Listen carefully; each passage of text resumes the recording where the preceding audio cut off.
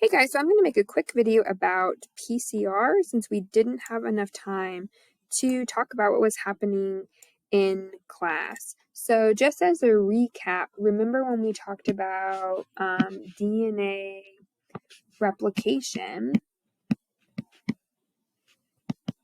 And that's kind of the whole point of PCR is to do DNA replication, but we only want a specific region. And in our case, it is that gene that we're looking at that is responsible for that PTC taste receptor.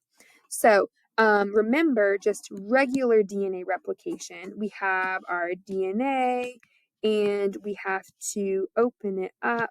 We have to have, remember we have like our DNA helicase that's going to unzip the DNA. We have our topoisomerase that untwists the DNA. We have our single strand binding proteins that keep that DNA from coming back together, or annealing is what is referred to as when the DNA comes back together. But then remember we have primase and we have that DNA polymerase.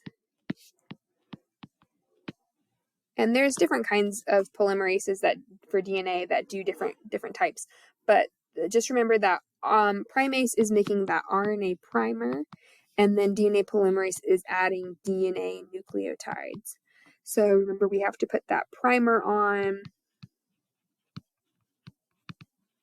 and then we can add on the other strand of our DNA by that DNA polymerase, and then another polymerase comes in and removes the RNA primer and replaces it with a DNA region, and then the last one is ligase that comes in and connects these two sequences.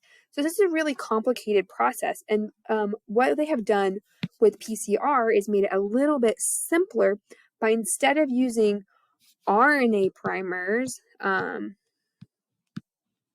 like we see in real life, we actually are using DNA primers, which are going to be used the same way, but they're artificially made in a lab. You send them the sequence and they make the primers. We're not going to get into how they're made, but anyway, they're specific, just like little stretches of single-stranded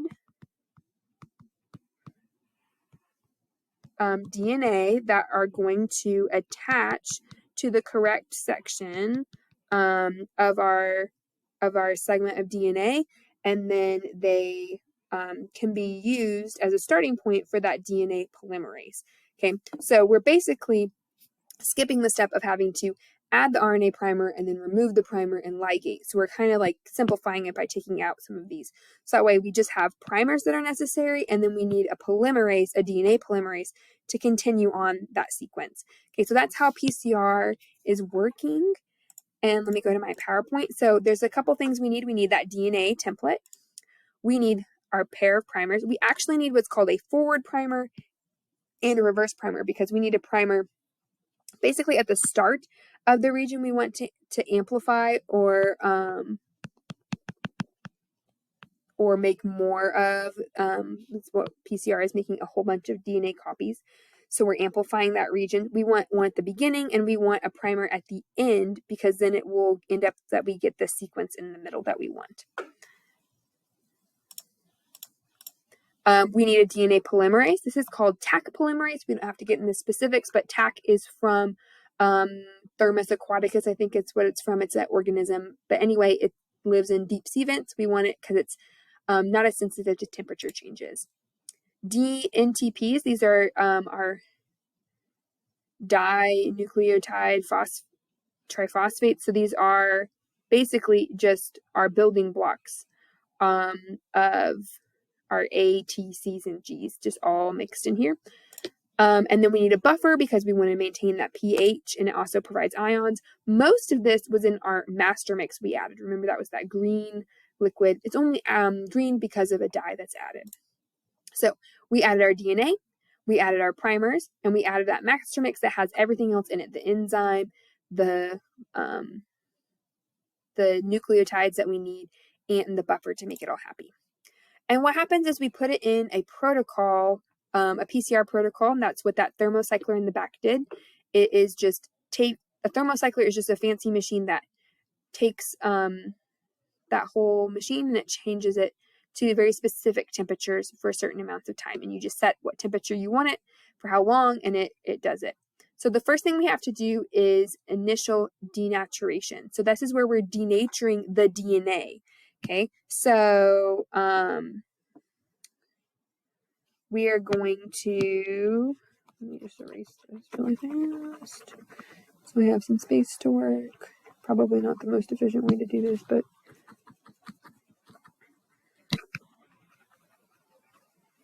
so we are going to first denature our DNA, which is just taking that double-stranded DNA and we're splitting it apart. This would be doing the job of that topoisomerase and that helicase enzyme, but we're doing it with temperature instead, because just like proteins denature, DNA denatures as well, and these hydrogen bonds along here are not as stable. So we heat it up, it breaks it apart. That's called denaturing.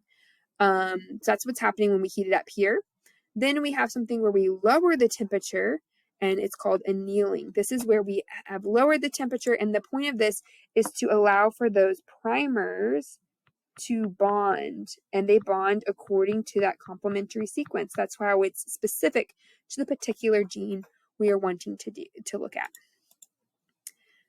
Then we have an extension at a certain temperature. This is a temperature that is optimized for that polymerase.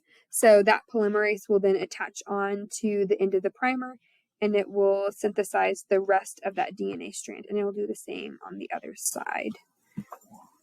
And you can think about this really is just going to keep continuing to synthesize DNA all along this strand of DNA until it eventually just like stops working or it runs out of time.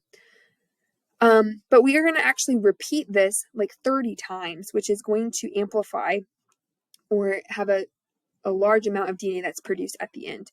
So the reason we're able to eventually get DNA that's the exact right sequence and length is because as we repeat this, eventually like this first strand will be, then again, it will be denatured, it'll fall apart, and then another primer will be added and it will go the other way. So at the very end, we're ending with a whole bunch of DNA strands all at that perfect length.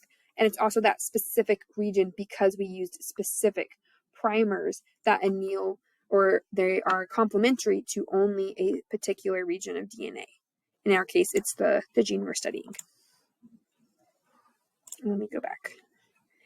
Yeah, and that's it's just going to keep continuing. At the very end, I have it just waiting at 4 degrees, which is just like keeping it in a fridge, basically. So here's kind of showing what's happening. We're denaturing that DNA. It's pulling apart.